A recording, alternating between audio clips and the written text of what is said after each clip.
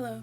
my name is Christina Weaver, and I'm here to discuss how we need to integrate ethnic studies into our K-12 education system, specifically our high schools, starting with one of the top school districts in the county, which provided me with an education, Santa Monica Malibu Unified School District in Los Angeles County. As many of us know, Los Angeles City and the greater Los Angeles area is one of the more diverse regions in the United States, having brought in people from across the world for as long as the country's been established. Throughout history, California has been a destination for many immigrant groups to establish a home and community for themselves, leaving us with ethnic enclaves such as Chinatown, Little Ethiopia, Olvera Street, Little Armenia, Thai Town, and many more. The minorities of Los Angeles not only bring us ethnic enclaves and a diverse culture which brings in tourism, but also a deep history of immigration from their native lands and authentic culture. To only brush over the topic of their history rather than having high school students understand the historical placement would be detrimental to the development of ethics of the students, as well as disrespectful to the ethnic communities who are the foundation of this nation and provide us with so much. Los Angeles County in particular ranks at number 23 for the most diverse counties in America, and at number 6 for the most diverse counties in California. One would expect that such a diversified county would have public schools with history courses that are representative of the population, especially the minorities who contributed to the development of the country and its culture. However, that is not the case. As a former Santa Monica Malibu Unified School District student, I had the opportunity to learn about when and where many of our immigrant groups came from, but the school failed to educate me on their experiences, social stigmas, and their contributions to American society over generations.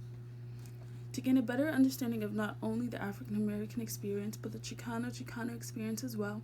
I had to wait for my first opportunity when I went on to higher education.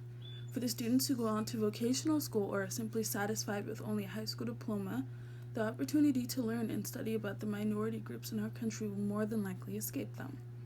While U.S. history and world history present valuable knowledge, there is power in ethnic studies and the opportunity to understand the people around you, to cultivate better relationships and demolish the unintentional ignorance of the uneducated.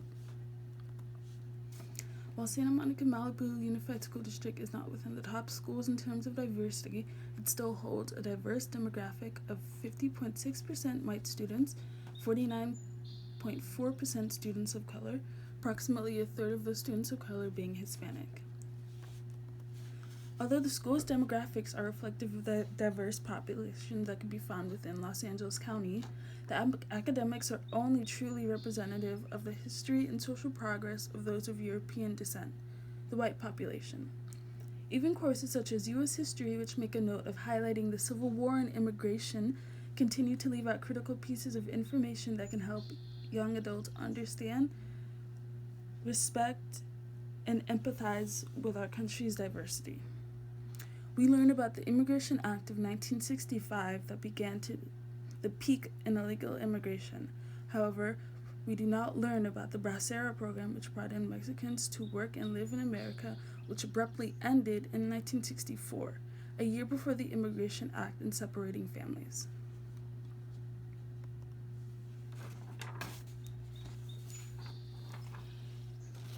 However, if we look to the other school districts in Los Angeles County, we see changes being made that need to be implicated into Santa Monica as well.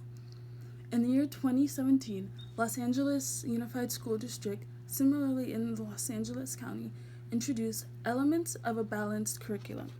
which was an initiative to integrate history, literature, and ethnic studies related courses into the curriculum to engage critical thinking on the multiple perspectives in our country. This is a course that is offered to students from 9th to 12th grade. However, at Santa Monica High School, it is not until 12th grade that the opportunity to even take an ethnic study related course is presented to students. The English electives for seniors are AP English, Chicana X, Latin X Literature, Folktales and Mythology, California Literature, and African American Literature.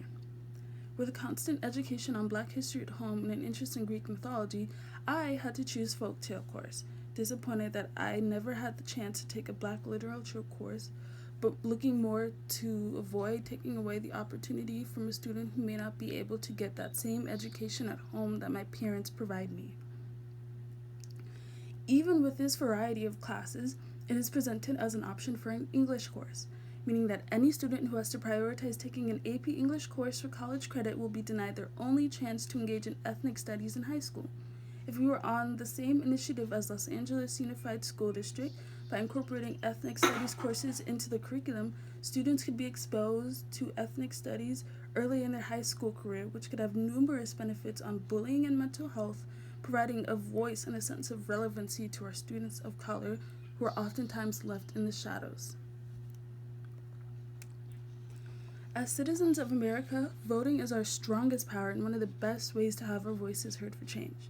Over the years, there have been a multitude of educational propositions that have been presented on our ballots, and it is our job to think about their potential in full before we reject the propositions in fear of increased taxes. Given that the taxes we pay will be going to public schools and community colleges that need it the most. In 2016, a proposition to incorporate non-English languages in public schools was passed to provide help students still learning English and that need assistance in their native language, so they do not get left behind. However, in 2020, a ballot to authorize $50 billion in bonds for preschools, K-12 schools, universities, and community colleges in California was defeated. As individuals, the best thing we can do to change our education system is to vote for ballots that can call for a change or additional funds that could make ethnic studies or similar programs doable, or to advocate for the ballots and share this information with our friends and family when possible. As individuals, it is impossible for us to make the proper changes to the education system,